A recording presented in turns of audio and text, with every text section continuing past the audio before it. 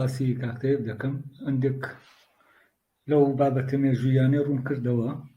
منیش بەڕاستی دەمەوێت لە ڕوانگەیەکی ترەوە هەماشت باس بکەم کە ڕیشەی ئەم بیرکردنەوە فەلسەفی و عەرفانیە کە دواتر لە ناو کووردا و بە شێوەیەکی تایبەتتر لە ناو منتیقەی پەهلەویانە و ناوچەیە کە کاکتەیەک دیاری کرد، هەمەدان و شارە زوور و کرماشان و منتیقانە کە فعلەن هەر ئەوە چاوگەی سەرهەڵدانی عەرفانە لە ناو ئیسلامیشە. دەمەوێت ئاماژە بۆ بدەم کە ئەمە چۆنە سەرەتاکەی لەکوێوە دەست پێ دەکات. بێگومانێ ما شتێکمان بەدەستەوە بێت لە ئێستا تەنها ئەوەیە کە بیر لەوە بکەینەوە لەو فکرەیە کە لەبارەی کوردەوە هەیە کە کورد دەگەڕێتەوە بۆ مادەکان. ئێمە لە سەردەمی دروستبوونی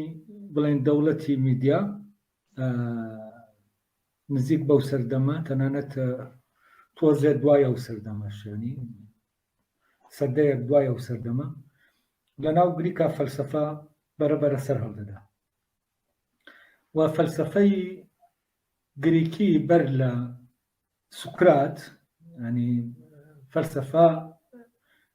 فەلسەفەیەکی زۆر زۆر تایبەتە و ئەم فەلسەفە تایبەتە زۆر پەیوەندی هەیە بەوەی کە لە ناو عەرفانی بڵێن منتیقەی پەهلەویانە هەیە، ئەو عەرفانەی کە دواتر لە هەمەدان و لە دینەوەر و لە شارە زوور و لەوێوە سەر هەڵدەداتەوە. پەیوەندەکەیان چییە دکتۆر جان؟ پەیوەندەکە من بەرەبەرە باسی دەکەم. جارێ لە شوێنێکی تریشەوە جارێ بەر لە هەموو شتێک پەیوەندیەکەیە لە نێوان بیرکردنەوەی میدیەکان لە ڕووی عەمەلیەوە لەگەڵ بیرکردنەوەی تیۆری گریکەکانی ئەو سەردەمە. یعنی گریکەکان لەو سەردەمە پرسیارێک لەلایەن دروست دەبێت، پرسیارەکە ئەوەیە کە ینی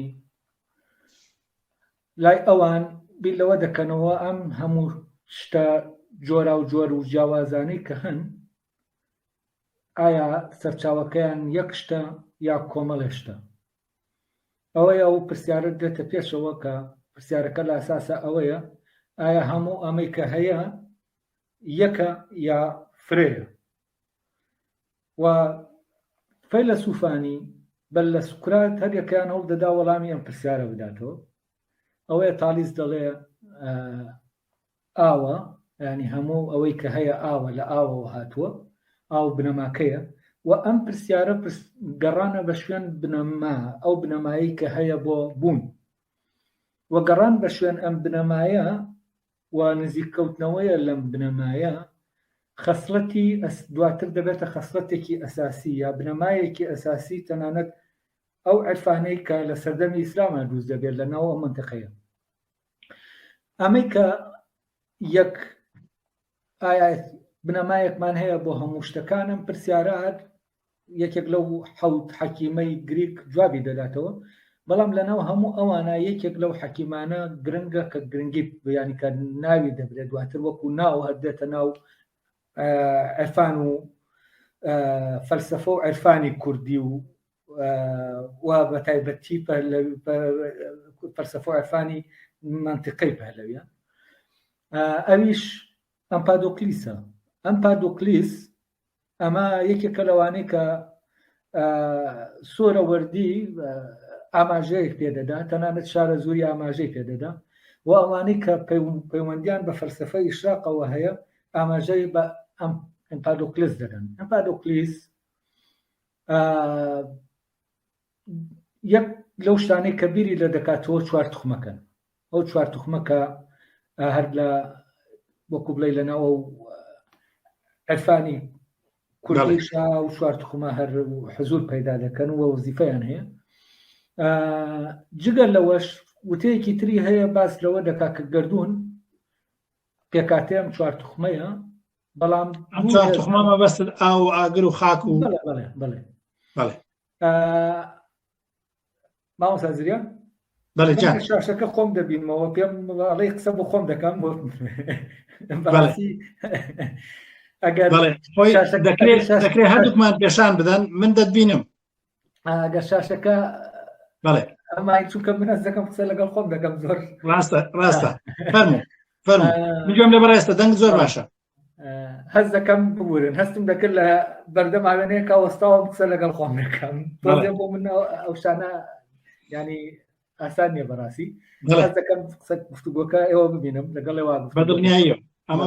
پارتێکی کۆمونیکیشن ئێستایتر هەست دەکەم باشە دەتوانم باشتر بدوێم طبعا لای ئەمپادۆکلیس دوو هێزەیە هێزی خۆشەویستی لەگەڵ هێزی زاڵیەتی و هێزی زاڵیەتی و هێزی خۆشەویستی کار لەم توخمانە دەکەن و پەیوەندی ئەم توخمانە دیاری دەکەن کاتێک کە هێزی خۆشەویستی پەیوەندی ئەم توخمانە ڕێک دەخا هارمۆنی دروست دەکات لە نێوان توخمەکانە کاتێک کە دەڵێن هارمۆنی یعنی چی یعنی توخمەکان بەسەر یەکتریان زاڵ نابن توخمەکان بە ڕێکخستنێک بە پەیوەندیەک دەکەونە پەیوەندی کە هیچ کامیان ئەوی تریان نەفی نەکاتەوە هاوەهەنگ و تەبان هاوەهەنگ و ینی وەکو بڵێ لەگە یەکتری دەگونجێن دقیق وایە وەکو ململانەی زاڵیەتی نییە وەکو ئەو وایە تۆ لە ئۆکسترایەک دانیشتبی کۆمەڵێ ئالەتی مۆسیقی ینی مۆسیقا لێ دەدەن هەر یەکە دەنگی خۆی هەیە و بە هەموو شیانەوە ئەو ئاوازە دروست دەکەن کە هەیە واگەر کەسێک کە ورد گوێ لە مۆزیکەکە بگرێ و کاتاز دەکا هەر ئالەتێک هەر ئامرازێک لەو ئامرازە مۆزیکیانە کاری خۆی دەکات دەنگی خۆی هەیە یعنی کەسیان زاڵ نییە بەسەر کەسیانە ئەوەی کە دەنگی بەرزە ینی ئەوە ناکە زاڵە ینی جاریوا هەیە ئەوەی کە حکمی ئاوازەکە دەکات دەنگە نزمەکەیە کە لە پشتی پشتەوە دێت لەگەڵ دەنگەی کە لە دەرەوەیە ینی ئەم دەنگە شکلی ڕواڵەت وەردەگرێت دەنگەکەی تریانی وەکو بڵێ لێرە هەستەکەی هەر یەکە وەزیفەیەکی هەیە بە هەموویانەوە جۆرێک لە ماهەنگی هەیە ئەم فکرەیەکە ئەمپادۆکلیس دێنێ ئەمە لە ڕاستیا و فکرەیەکە دواتر ئاماژەی زۆر پێ دەکرێت لە فەلسفەی ئیشراقیانی و سوورەوەردی تەنانەت مەوزوعی نور و مەوزوعی نوری ئەو نورێک کە زاڵ دەبێت تانەندە لای سوورەوەردی فکرەی زاڵبوونەکەش وەکو جۆرێک دێتەوە ناو فکرەی عشقەکە ینی دێتەوە ناو فکرەی ینی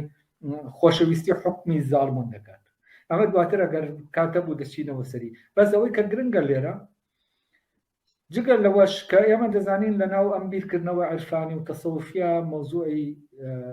دۆنایدۆن هەیە لای ئەمپادۆکلیسیش ئەویش بڕوای بە دۆنایدۆن هەبووە بڕوای بەوە هەبووە کە خوار لە ناویا بەرجەستە بووە و ئەم فکرانە هەمووی کە ئێمە بیری لێ دەکەینەوە دواتر فعلەن لە ناو یاسانە دەبینینەوە تەنانەت ئەوەی کە بەسەر شاخۆشی نادێت کە لە دەریایەکە ون دەبێ ئەمە ئەم حکایەتە بە جۆرێکی تر هەر بەلای لە ژیانی ئەمپادۆکلیسا دەبینینەوە کە ئەویش ون دەبێ حاڵەتی ونبوونەکەی لە مەسیح و لە بابا خۆشین وانە دەچێت ینی هەست دەکەی پەیوەندیەک نزیکێکی زۆر هەیە لەو بینە دوو بەڕاستی ئەوەی کە هەیە بیرکردنەوەیە من لە ناو دیاکۆ دەبینم دیاکۆ کە میدیادا دەمەزرێن وەک دیاکۆ بە هەمان شێوە لە ڕێگەی ئەمەی کە ئەمپادۆکلیس ناوی دەنێ خۆشەویستی و هەماهەنگی نێوان توخمەکان ئەویش کۆمەڵە توخم لە هەن کە عیبارەتن لە خێڵە میدیەکان کە لە ناو خۆیان ناکۆکن و هەر یەکە لە ناو خۆیان ناکۆکە و لەگەڵەوانیتیشان ناکۆکە بەڵام ئەم پیاوە بەبێ هیچ هێز و دەسەڵاتێک بەبێ هیچ ئەوەی کە سوپا بەکاربێنێ هەر لە ڕێگەی بۆ بێنێ هەر بەبێ ینی لە ڕێگەی ئازادیەوە نەک لە ڕێگەی تێگەیشتنی هاوبەشەوە فرەڕەنجی ئەگەر سێری ئەو دوو فکرێت بکەین دوو بنەمایەکە ئەمپادۆکلیس دایدەنێ یەکیان زاڵیەتی یەکیان خۆشەویستیە ینی بەرا ئەگەر زاڵیەتی ئەساسەکەی کۆیلایەتی لێ بکەوێتەوە یعنی خۆشەویستیی لێ دەکەوێتەوە ئازادی لێ دەکەوێتەوە لەبەرەوە دیاکۆ لە دۆخێکی زۆر ئازادانە چونکە دیاکۆ کەسێک ئەوە نەبووە تەنانەت بڵێ سەرۆکی عشیرەتەکەش بوو بێ چونکە و عشیرەتانە سەرۆکیان نەبووە عشیرەتانە کۆمەڵە پیاو ماقولیان هەبووە و ئەمانە پێکەوە ینی حکمی عشیرەتەکەیان کردو، ینی مرکزیەتی دەسەڵات لە ناو میدیەکانە لە ناو هۆزە میدیەکانی شەبوونی نەبووە. دیاکۆ کەسێکی زۆر سادەینەوە کۆمەلگایی، بەڵام لە ڕێگەی ئەم خۆشەویستیەوە کە مربوط پەیوەستە بە عەقڵەوە، ئەم خۆشەویستی عەقلانیە، چونکە لای ئەمپادۆکلیسیش مۆزوعی عەقڵ وەک ئەساس وجودی هەیە، لای ینی خۆشەویستیە کە لەگەڵ عەقڵا لە هەماهەنگیایە، نەک لەگەڵ جەستا، نەک لەگەڵ ئەوەی کە هێزە. چونکە خۆشەویستی بە معنا جەستەیەکەی ڕێک ئەو کاتە دەجاتی ئەوەی ئازادی ینی ئازادی لێەوە بەرهەمبێ، باکسە و کۆیلایەتی لێ بەرهەمبێتی لێ ینی لێرە ئێمە دەبێ ئەمانە جاکەینەوە لە لای دیاکۆ لە ڕێگەی ئەم هێزە عەقلانیەی خۆشەویستیەوە دێت پەیوەندی نێوان خێڵەکانە و ناکورتیانە نایەڵێ و دایانخاتە ناو هەماهەنگیەوە، هەر وەکو ئۆکستراکەی کە باسم کرد، هەر یەک لەو خێڵانە ڕەنگ و ئاوازی خۆی هەیە و ونی نابێ لە ناو کۆمەڵە، لە ناو ئەو یەکبوونانە ون نابێ زیاتر دەدرەوشێتەوە، زیاتر دەدرەوشێتەوە. ئەوەیە کاتێکە باتان دروست دەکا هەر خێڵک لەو خێڵانە ڕەنگی ینی تەنانە دەو شورایانی کە هەرێکە ڕەنگێکی هەیە، هەرێکە سوپای خۆی هەیە، هەرێکە تەنانەت کولتوری و زمانی خۆی هەیە، یعنی ئەوانە بە ئازادانە ئەگەر کاتێ دژمن پەلاماریان دەدا هەریەکە وەکو خۆی لە جێگەی خۆیەوە دەچێتە ناو ئەو جنگەوە، ینی تەنانەت لە ناو جەنگی شاوان لە ناو هەماهەنگیان، یعنی لە ناو جەنگی شا هەر یەک لەو توخمانە بەپێی ئەو هەماهەنگیە کە هەیە لە بینیانە دەچێتە ناو ئەو جنگەوە. و هەست دەکەم دیاکۆ بەهۆی گۆڕینی بەهۆی دانانی ئەم نظامەوە ئەم سیستەمە پەیوەندی نەک بەوەی هێزەوە دەتوانێت ئاشوور کاتێککە هجووم بۆ میدیەکان دەکا تێک بشکێ بەهۆی ئەم هارمۆنیەوە تێک دەشکێتێن، ئاشورە ئەوان هێزێکی تر بەکاوان بەپێی زاڵیەتی دەڕۆن بەڕێوە، ئەم بەپێی خۆشەویستەکە دەڕوا بەڕێوەوەی کە دەنێ خۆشەویستی. لێرە جەنگی نێوان خۆشەویستی و زاڵیەتی دێتە ئاراوە، خۆشەویستی سەر دەکەوێت و لە ناو بەرگریشە سەر دەکەوێت، چونکە ئەوەی کە ڕەبتە بە خۆشەویستی و ئازادیەوە هجووم ناکات، داگیر ناکات، ئەوی تر دێ داگیری دەکات و بەڵام ئەوی تر کە دێ داگیری دەکات لە داگیرکردنا ناتوانێت داگیری کات تێک دەشێت.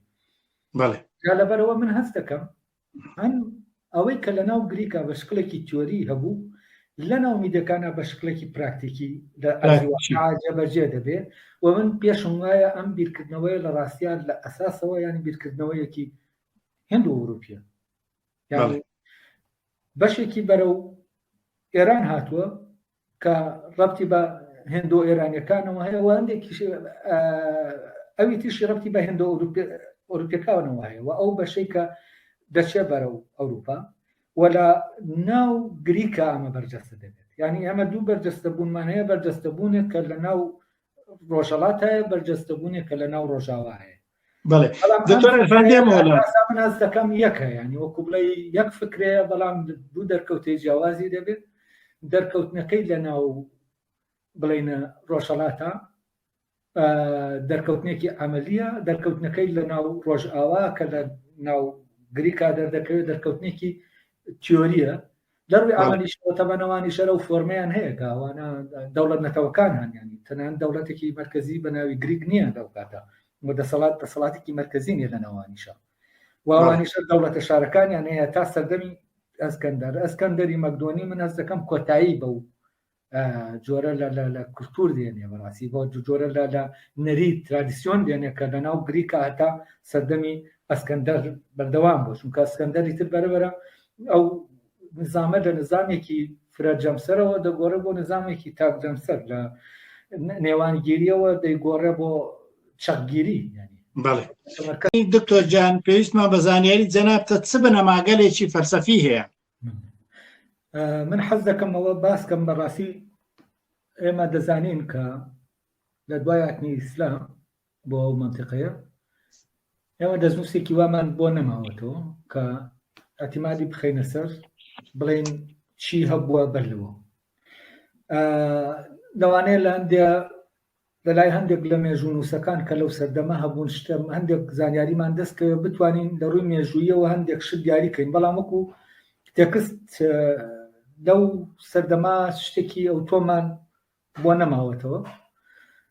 هەر شتێک هەیە هی بزرگ مهر شتێکی ئەوە هەیە تێکستێکەویش جۆرێک لە نەسایحە لە ڕاستە، بەسە من پێم وایە ئەم جۆرە لە بیرکردنەوە شتێک نییە کە اعتماد بخاتە سەر ئەوەی کە کولتورێکت هەیە بڵێن سینە بە سینە گوازراوەتەوە یا لە ڕێگەی نووسینەوە گوازراوەتەوە. ئەمان خۆی جۆرەکە لە گیانبینی ئەو خەڵکەی کە مەربوتە لە سەردەمێکا و بیرکردنەوەی بەرهەمیاناوە و لە سەردەمێکی ترا وەستاوە لە سەردەمێکی تر کاتێکە دەگەڕێتەوە بۆ بیرکردنەوەی خۆی و بۆ ڕوحی خۆی جارێکی تر بەرهەمی دێنێتەوە لە فۆرمێکی ترا. و هەست دەکەم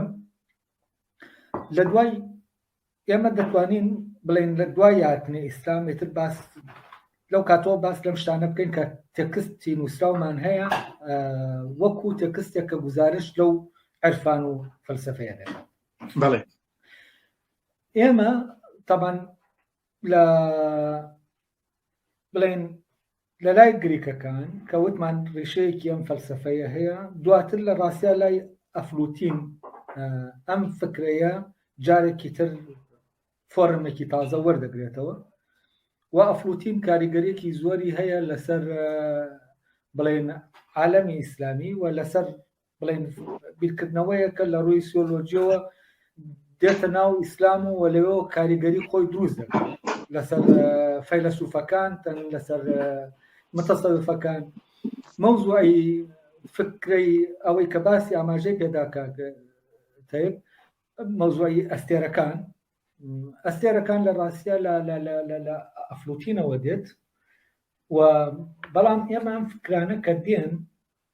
کاتێککە ئێمە چۆن بیری لێ دەکەینەوە و چۆن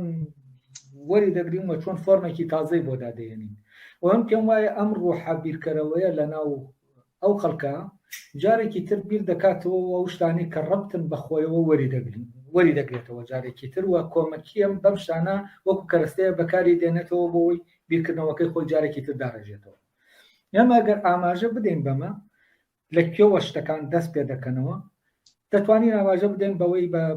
بەوەی کە لە ناو تەسەوف ئەو تەسەوفا دروست دەبێت کە پێی دەوترێت تەسەوفی ئیسلامی. تامان ئێمە لە سەدەی دووی کۆچیەوە تقریبا لە یەکی کۆچی ناوەڕاستی کۆتایی یەکی کۆچی بۆ ناو دووی کۆچی شتێک دروست دەبێت پێی دەڵێن تەسەوف، بەڵام تەسەوف نیە لە ڕاستیان زۆرە. یعنی ئەوەی کە حەسەنی بەسری دەخوێنیتەوە ئەو شتانی کە نووسویەت هێز دەکەی زۆردا نەک بڵین تەسەوف. تەنانەت تۆ دێ محاسبی دەخوێنیتەوە کە لە سەدەی سێ کۆچیە، یعنی ئەو فترەیەکەی تر دینەوەریەکان دێن و ئەو بیرکردنەوەیە وەکو تەسەوف گزارشتی لێ دەکەن و هەتا ئەو کاتە سێر دەکەی ئەوەی کە غەیری هی ئەو منطقەی پەلەویانە بڵێن ئەم فەلسەفە دەگوازێتەوە شوێنگەلی تر. جا من دەمەوێت جارێ بەر لەوە باس لەوە بکەم کە ئەمە ئەم جۆرە لە گیانبینی و تەسەور کە لە ناو ڕۆحی ئەم میلەتە هەیە چۆن جارێکی تر دەردەکەوێتەوە. چونکە ئێمە ناتوانین بڵین لە ڕێگەی تەکستەکانەوە یا دەماودەم پارێزراوە و اینجا دوای ئەوە ئەمەیە چونکە گەر ئەوە دەمادەم پارێزرابێ دەبێت و تێکستانی کە پێشتر هەنەوانە ئێمە جارێکی تر بە تەلقینیانی بێتەوە بەردەستمان بەزە و تێکستانی کە لە بەردەستمانە هەن ئێستا ئێمە دەتوانین ئەو تەفسیرەی بۆ بکەین کە ئەم جۆرە لە عەقڵ ئەو عەقڵی کە دیاکۆ بیری پێ دەکاتەوە هەر ئەو عەقڵە دەمێنێ لە ناوە میلەتە ئەو ڕوحە هەر دەمێنێت جارێکی تر لە سەردەمێکی تازە جارێکی تر خۆی دەردەخاتەوە. لەبەرەوە کاتێک کە لێرە بیر دەکەینەوە ئێمە سێر دەکەین تەسەوفی ئیسلامی ئەوەی کە پێی دەڵێن تەسەوفی ئیسلامی هەتا دەگاتە جونەیدی بەغدادی و بایزیدی بەستامی کە ئاماژەی پێدرا لەگەڵ حەلاج و ئەوانە جۆرێک لە زۆد هەیە ناوراوە تەسەوف و ئەو زۆدەش ئەوەندەی ئیش بەڕاستی ئەوەی کە دەوری تیا دەبینێ مۆزوعی ترس و زاڵیەتیە مۆزوعی خۆشەویستەکە نییە. بەڵام سێر دەکەی لەگەڵ دینەوەریەکانە و لەگەڵ جونەید و تەنانەت لەگەڵ سڕی سەقەتی خاڵی کە بەر لە جونەیدا و هەر ئەویش پەروەردەی کردووە سڕی سەقەتی کە خەڵکی نەهاوەندە و لەگەڵ ینی دینەوەریەکان و نەهاوەندیەکان و کرماشانیەکان و ئەمانە بەرەبەرە گزارش لە خۆشەویستیەکە دەکرێت. ڕێگەزە خۆشەویستەکە بارز دەبی ئەوە دێتە پێشەوە جگە لەوەی کە و ڕەگەزی خۆشەویستە دێتە پێشەوە ئیتر ئەو مۆزوعی ترس و زۆد و ئەوانەی کە ئەوانی لە بیرکردنەوەکانی ئەوانی ترا هەیە وەکو حەسەنی بەسری بەڕاستی بەرەبەرە لای ئەمان نییە، لای ئەمان پێشەوانەکە هەیە. لەوێ دایمە جۆرەك لە محاسبە هەیە لەسەر ئەساسی زاڵیەتی و ترس، بەس لەمی تریانە لەسەر ئەساسی خۆشەویستیە. تەنانەت لە لای جونەید و سڕی سەقەتی و ئەوانەی کە بڵێن دینەوەریەکان لە لای ئەمان ئەو فکری خۆشەویستی دێتە پێشەوە، هەر ئەمەش نییە فکرێکە خۆشەویستیە، ئەو فکرێت دێتە پێشەوە کە ئێمە یعنی ئینسان دەبێت تەنانەت خوای لەبەر بەهشت و ئەوانەش یانی ئەوەی کە ئەو پەیوەندیەکە لەگەڵ خوا هەیەتی لە پەیوەندی بەو دنیاوە نەبێت، ینی پەیوەندێکی مەسلحەتی بەرژەوەندی خوازانە لەگەڵ خوا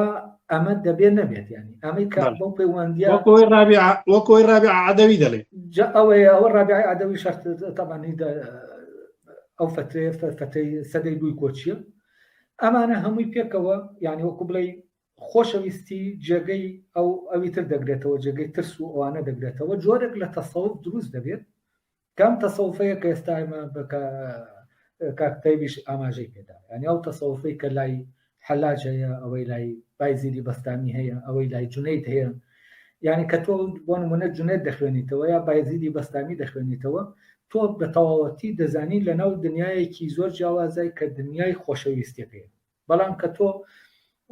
بۆ نمونە محاسبی دەخوێنیتەوە یا حەسەنی بەسری دەخوێنیتەوە، هەست دەکەی لە ناو دنیایەکەی کە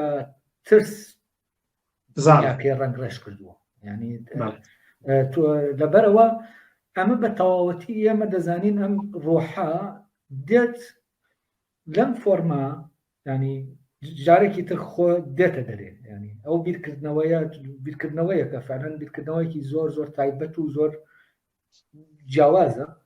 و هەست دەکەی ئەم بیرکردنەوەیە بەرهەمی ئەو ڕۆحەیە، ینی شتێک نییە کە بڵێ لەم و لەو وەرگیرا بێت. ئەوەی کە هەیە ئەوە تەنها ئەوەندەیە وەک کەرەستێک مامەڵەی لەگەڵ دەکرێت. تەنانەت ئەوان ئەوایە ئەم فەلسەفەیە دەگوازرێتەوە شوێنێکی تر یان هەر لەو ناوچەیە دەمێنێتەوە. ئەم فەلسەفەیە من وەکو وتم لە ئەساسەوە گەر سەیری بکەیت ئەمە بیرکردنەوەیەکی هێندۆ ئەوروپیە لە ڕاستیە، من وای دەبینم، چونکە بۆ ئێمە لە لای گریکی شەمانە بیرکردنەوەیە، ینی لە ناو گریک ڕاستە دەرکەوتنە تازەکەی لە لای ئەفلوتینە و ئەفلوتین مەرجعەیەکی گەورەی تەسەوفی ئیسلامیە، ینی تۆ تەنانەت ئەفلوتین ناوەکەشی لەناو تاریخا زۆر بە شێخ لیۆنانی باسی دەکەن، ناوەکەی تەنانەت کتێبەکەی وازانراوە یا ڕستۆیە، یعنی کۆمەڵە لە شتەکانی ئەو کۆکراونەتەوە کتێبێک بە ناوی سیۆلۆژیا کە ئەو تاسوعەکانی هەیە کە 8 کتێبە مەش کتێبە لە 2 کتێبیان ئەو ئێنە وەرگیراوە و کتێبە دروست کراوە ناونراوە سیۆلۆژیای ئەرستۆ لە کاتێکا لە ڕاستیا هیچ ڕەبتێکی بە ئەرستۆوە نیەوە، ڕەبتی بە ئەفلوتینەوە هەیە. جا ئەمە هەست دەکەی ئەم بیرکردنەوەیە لە لای گریک دەبینی و لە لای میدیەکان دەبینی، دواتر لە ناو کووردا ئەم بیرکردنەوەیە دەستی پێوە دەگیرێت و ئەم پێم وایە ئەم بیرکردنەوەیە لە ناو ئەوروپیەکانە لە لای ئەڵمان دەستی پێوە دەگیرێت و لەوانەیە ئەو ئاماژەکردنی لە لای ئەڵمانە چێتۆ ناو فەلسەفە جارێکتر لە لای ئەڵمان وەکو فەلسەفە گزارشتی لێ دەکرێت، چۆن لە لای گریک وەک فەلسەفە گزارشتی لێ مەبەست قۆناغی پاش ڕۆشنگەریە. بەڵێ مەبەستمەوەیە کە ئەم بیرکردنەوەیە لە ناو ینی لە کاتێکە لە قۆناغی گریکەوە تێدەپەڕێت ئێمە دێنە قۆناغی ڕۆشنگەری، لە ڕاستیان لە لای ئەڵمان دەتوانێت ببینیتەوە. بۆ نمونە لە کتێبەکەی لای بنیتس بە ناوی مۆنادۆلۆجیا کە ئەو باسی ئەو عنصریە ماهەنگیە دەکات لە نێوان مۆنادەکانە، ینی تۆ هەست دەکەی ئەم فکرەیە لە فۆرمێکی ئەوروپیا دەرکەوتووە و لە لای ئێمەش لە سەردەمی ئیسلامە لە شکلی تەسەوف و عرفانە دەردەکەوێت و لە شکلی شتێکە کە ئێمە ناتوانین تەنانەت دیاریکەین کە فەلسفەیە یا تەسەوفە. ئێمە ناتوانین بەڕاستی بۆ نمونە سوورەوەردی بزانین تەحدیدی بکەین کە فەلسفەیە یا تەسەوفە. تەنانەت ئەمپادۆکلیس یەکێک لەو کێشانە هەیە، نەیان دەتوانێت دیاری کە نەرێ ئەم پیاوە فەیلسوفە یا شاعرە، یعنی هەردوو عنصورەکە فەلسفە و شعر لە ناو شعرە فەلسفیەکانی ئەوە کۆ دەبنەوە. تۆ کە سوورەوەردی دەخوێنیتەوە بە هەمان شێوە تۆ نازانی ئەرێ ئەمە عرفانە یا فەلسفەیە، و ئەمە شتێکی زۆر نێوانگیرە، شتێکە وەکو بڵێ لە فەلسفە و عرفان هەردووکیان لە تێکەڵ دەبن بە شتێک کە شتەکە شتێکی سەربەخۆیە و بیرکردن ئەم هەست دەکەم و فۆرمەی کە ئەم ڕوحە هەڵی دەبژێرێ لەم قۆناغا ئەو سەرەتا و فۆرمەی تەسەوف عرفانەیە، ئێمە دواتر بەرەبەرە تەحول دەکات بۆ فەلسفەی ئیشراق. طبعا فەلسفەی ئیشراق سوورەوەردی دێت دەڵێ من ئەفلاتون و بڵێن حکمەتی ئێرانی پێکەوە کۆ دەکەمەوە و ئەو نەقدێکی زۆری ئەرستۆ دەکات. طبعا دوای بڵێن سوورەوەردی بە 50 ساڵێک تقریبا بە 70 ساڵێک شەمسەدینی شارەزووری دێت کە شەمسەدینی شارەزووری من هەست دەکەم بە تەواوەتی لە کتێبەکەیە بە ناوی ڕموز و هەیاکل و ڕموز و هەیاکل، ئەم لەم کتێبەیە ئەو بیرکردنەوە ئیشراقیە بە تەواوەتی بەرجەستە دەبێت، ینی من بەڕێدای شارەزووری زیاتر ئەمە دەردەکەوێەوە. ئەم بیرکردنەوەیە هینەکانی بنەماکانی دیارە، ینی تۆ زۆر زۆر بە ڕۆشنی دەتوانیت ئەو خەتانە ئەو ئەساسیاتانی کەم بیرکردنەوە هەیەی هەم لە ناو تەسەوفەکە دیاریکەی هەم لە ناو فەلسەفەکەشە دیاریکەی چییە. بەرەوە تۆ هەست دەکەی یەک ئەساسەیە، ئەم ئەساسە بۆ بیرکردنەوە لە فۆرمی جیاجیایە دەردەکەوێت، فۆرمەکان حتمما گیان و هەر میلەتێک کاتێک کە ئیسلام لە ئیسلام وەک کەرەستەیەک بەڕاستی وەردەگیرێ، هەر میلەتێک بە شێوازی خۆی بۆ نمونە کابرای عەرەب بڵێن ئەو بیرکردنەوەکەی لەسەر زاڵیەتی دامەزراوە، ئەو شتانە وەردەگرێت لە دێکاتە کەرەستە بۆ بیرکردنەوەکەی ڕەبتی بە ترس و زاڵیەتی و محاسەبەکردن و ئەو شتانەوە هەیە. بەڵام کاتێک کوردەکە ئەمە وەردەگرێت و ئەو بیرکردنەوە ئەو بنەمایانەی کە لە بیرکردنەوەی هەیە دێت ئەم کەرەستەیە بە جۆرێکی شوێنی لە شوێنێکی ترەوە مامەڵی لەگەڵ دەکات، لەوانەیە ڕێک پێچەوانەی ئەوی تر کرد. ئێمە کاتێک بۆ نمونە باسی حەسەنی بەسری، باسی ئیبراهیم ئەدەم دەکەین، ئەمانە باسی محاسبی دەکەین، ئەمانە شەمووی سۆفی بوون و لە جونەید و لە سەری سەقەتی و لە لەوانی تر جیان ناکرێنەوە، دەڵێن تەسەوفن، بەڵام بەڕاستی دەڕووی بنەماوە کاتێک کە تۆ کتێبەکانیان دەخوێنیتەوە هەست دەکەی پێچەوانن، یعنی ئەمیان بنەماکەی زاڵیەتیە، ئەمیان بنەماکەی خۆشەویستی. بەڵێ لەسەر ئەو باسی کە کاکتێب باسی کردەوەی کە بۆچی سۆرەوەردی ینی وەکو بڵێ نەیتوانی ئەو گوزارشتە لە حکمەتە بکات کە لە ناو کەلامەکانە هەیە، خۆی دەبێت بەڕاستی ئێمە شتەکان جاکەینەوە، ینی ئەمە کاتێکە لە سۆرەوەردی دەکەینەوە، سۆرەوەردی دەتوانین بە دەرکەوتەیەکی فەلسەفیە و ڕۆحی بزانین، بۆ نمونە دەتوانین جونەید بە دەرکەوتەیەکی سوفیانەی عرفانیانەی و ڕوحی بزانین، بەزە و دەرکەوتنەی کە لە یارسانە هەیە ئێمە دەتوانین پنایی بنین دەرکەوتەی ئاینیە و ڕوحە، ینی ئەمانە هەست دەکەم ئاستی جاجیان، ینی ئەمە داوای لێبوردن ناکەم دکتۆر، داوای لێبوردن ناکەم زۆر زۆر یارسان یەک جریانە فکریە سەیاڵە، یعنی بەس ناتوانین منیمە لەنەوەی قاڵبە دین و ئاینەوە مەحدودی بگیمە. مامۆستا با دکتۆر عەرفان قسەکانی تەواوکە، ئێمە دەزانین بەڵێ ئێمە دەزانین کاتێک کە باس لە یارسان دەکەین باسی گروپێکی دینی دەکەین، ئەمەیانی دیارە، من کە باس لە دین دەکەم باسی فکرەکە ناکەم کە لە ناو یارسانە بەرجەستە بتەبێت ینی باسی فکرەکە ناکەم فکرەکە فعلان فکرەیەکە لە ناو فۆرمی جیاجای هەیە یەک فۆرمی نییە و یەکێک لەو فۆرمانەی کە هەیەی ئەوەیە کە لە ناو کەلامەکانی یارسان ئەو کۆبوونەوە ڕوحیا دەرکەوتووە کە لە ناو یارسانە هەیەەوە لە ناو تەنانەت ئێزدیەکانیشە هەیە لە ناو عەلەویەکانیشە هەیە ئەمە جۆرێکە لە دەرکەوتنەکان بەڵێ عەمەلی کە ئەم فکرەیە لە هەڵسوکەوتێکی ڕۆحانی کارێکیا دەردەکەوێت و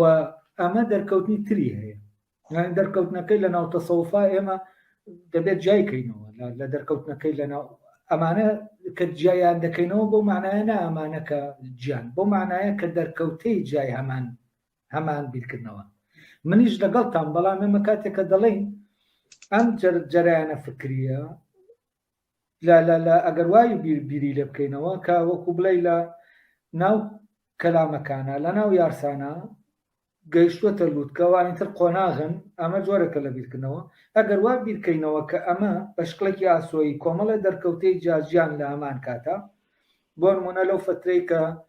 کەسێکی وەکو جونەید گزارش لەوە دەکات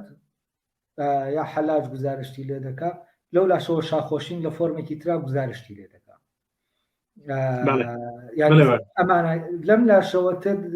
کاتێک تێ دەپەڕێ هەتا دەگەینە بۆ نمونە سەدەی شەشی کۆچی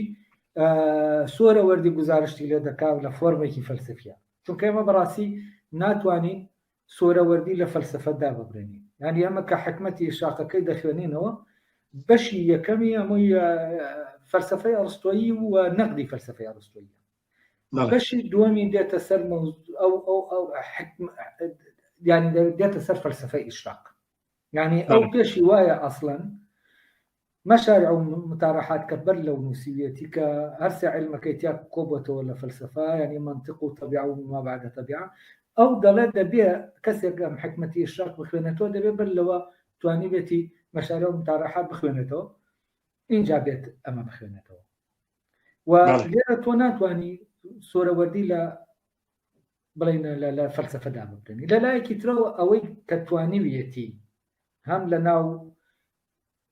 بڵین دەرکەوتە ئاینێکە و دەرکەوتە عرفانێکەشا دەرکەوێت لە ڕاستیە بابەتایر ئێمەدانی بابەتایر کتێبەکەی ئەوەی کە عین القوزاتی ئەمەدانی شەرحی کردو کەلیمات القصار ئەمە عرفانێکی پوختە لە ڕاستیە یعنی هەست دەکەی کاتێک کە تۆ دەیت بەناو کتێبە عرفانیەکانە دەڕۆی کە بڵێن ئەوانی کە هی ئەوەن پێیان بڵێن عارفن نەکرد سوفین عارفن کتێبەکەی بابەتایری ئەمەدانی کتێبێکی زۆر زۆر ینی قوڵ و تایبەتە لە مەجالی عرفانە یعنی تەنانەت من کەسێک کتێبەکانی حەلاج لەگەڵ کتێبەکەی بابەتایرە ینی ئەگەر بەراوردێکی بکەی هەست دەکەی لە ڕووی عرفانەوە و گزارشکردن لە بیرکردنەوەی عرفانی بەڕاستی ینی کتێبەکەی بابەتایر کاملتر بە شکلێکی کاملتر گزارش لە عرفان دەکات ینی هەتا ئەوەی حەلاج قوڵتر گزارشتی لێ دەکات یا زیاتر دەچێتە ناو مۆزوعی ئەو پەیوەندیەی نێوان ئینسان و خوا بابەتایریش دەچێت تەبەن بەڵام بابەتایر هەست دەکەی ینی کاتێکە دەیخوێنیتەوە لایەنی تری عرفانت بۆ دەکاتەوە و دەچێتە ناو کۆمەڵە مەجالی عرفانیەوە کە حەلاج لە تەواسینەکەی یا لە کتێبەکانی تریان ناچێتە ناو مەجالانەوە لەبەرەوە تۆ بابەتایر دەتوانی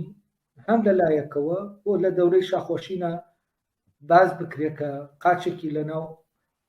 ئاینەکە قاچێکی لە ناو عرفانەیە ینی ئەو عرفانی کە ڕەبتی بۆ حکمەتەوە هەیە کە ئێمەش پێمان وایە قسەی لەسەر دەکەین پێمان وایە هەیە و ئەم حکمەتە من دەمەوێت ئەو بڵێم شتێک نییە کە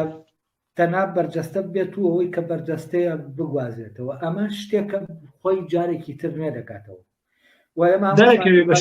بە شێوەیە شتر دەرەکەوێتەوە بەنانە دەو ڕێبازە لە ناو کەلامەکانی یارسانی هەیە کە ئەم دەورەیە بۆ هەیە ئەم دەورەیە ینی دەرکەوتنێکی نوێکە نابێ ئاحتیمال بقاتە سەر دەرکەوتنەکەی پێشوو ینی ئەم دەرکەوتەی ڕۆحا لە سەردەمێکە جارێکی تر لە دۆخێکی ترا دەردەکەوێتەوە بەبێ ئەوەی ئاعتیمادی خست بێتە سەر ئەوەی پێشوو تەنانەت پامی تازای پێ یعنی تازەکردنەوەی فکر یعنی گەشەکردن یعنی بەرزبوونەوە یعنی ڕۆشنبوونەوەی زیاتر بڵێ یعنی تۆ تەنانەت دەسەر لە شاخۆشینەوە بەرەو بابەناوەس تۆ ئەز ناکەی ژەبتێکە ینی شتەکان وەکو شتی مادی لە شاخۆشینەوە نەقڵکرابن بۆ بابەناوەس ئێمە لە دەورەی بابەناوزا دەیبینین کە باس لە قەواڵەیەک دەکرێت کە ئەو قەواڵەیە کێ دەیدۆزێتەوە ئەمەی کە ڕەبتی بەم قەواڵەوە هەیە شتێکی مادی نیە لە ڕاستیە و لەبەرەوە ئەمە جۆرەکە لە هەر چاوکرانەوە کە لە خۆیان ڕوو دەدا ئەو بابەتە و جارێکی تر سەر لە نوێ فۆرمێکی تازە پیا دەبێتەوە و ئەمە گۆڕانی دەورەکان وەکە تەنانەت دەورەیەک دێ دەورەکەی تر وەکو بڵێ لەم دەورەی ترە ڕسمەکانیشی کولەن ینی دەورەیەکی تازەیە من دەمەوێت ئەوە بڵێم دەبێت تەرکیز خەینە سەر ئەوەی کە ئێمە پێمان وایە و ئەوەی کە کاکتەیە بوتی ئەمە جەرایانێکی فکری و هەر ئاینی نییە فعلەن منیش باوەڕم وایە بەڵام ئەمە پێم وایە ئەمە کۆمەلە تێکز نییە ئەمە کللتور نییە ئەمە ڕۆحێکە کە دەرکەوتنی جیاجای هەیە و ئەو دەرکەوتانە یارسان وەکو گروپێکی ڕۆحی و ئاینی ئەمە دەرکەوتەیەکێتی کە ئەمە دەتوانین بە تەواوەتی لە ڕووی فۆرمەوە جایکەینەوە لە تەسەوف و ئەفانیانی جایکەینەوە دێمە سەر ئەساسی پرسیارەکە ئەوەی کە کورد لەسەر ئەرفان و حکومەتی خەزراوانی ئایا توانیوێتی خۆی بە خاوەنی بکە کاری لەسەر بکە هەست بە ئەو گەنجینە دەوڵەمەندیە بکە هەست بکە کە ئەوە مڵکی خۆیەتی دەبێت لە دەستی نەدا ئێمە بیرمەندانمان توێژەرانمان زانکۆ ئەکادمیست جەناب چێڵێ کورد مشکلەیەکی گەورەی هەیە لەوێ ئەنی خۆی ناکات بە خاوەنی هیچ شتێکی خۆی نەکار خۆی ناکات دووری دەخاتەوە ئەو شتە دوور دەخاتەوە لە خۆی ئەمە ئیتر سەبەبەکەی چییە گەمە بەڕاستی دەبێت لە کۆڵنەوەی لەبارەوە بکرێت کە بۆچی ئاوایە ینی کە ئێمە دەڵێن کورد لە ڕاستیا کات ئێمە باسی حاڵەتێکی کۆیی دەکەین ئەم کۆمەلگا دەکەین من هەست دەکەم کۆمەلگا بەڕاستی کۆمەلگا ئەوەیە کە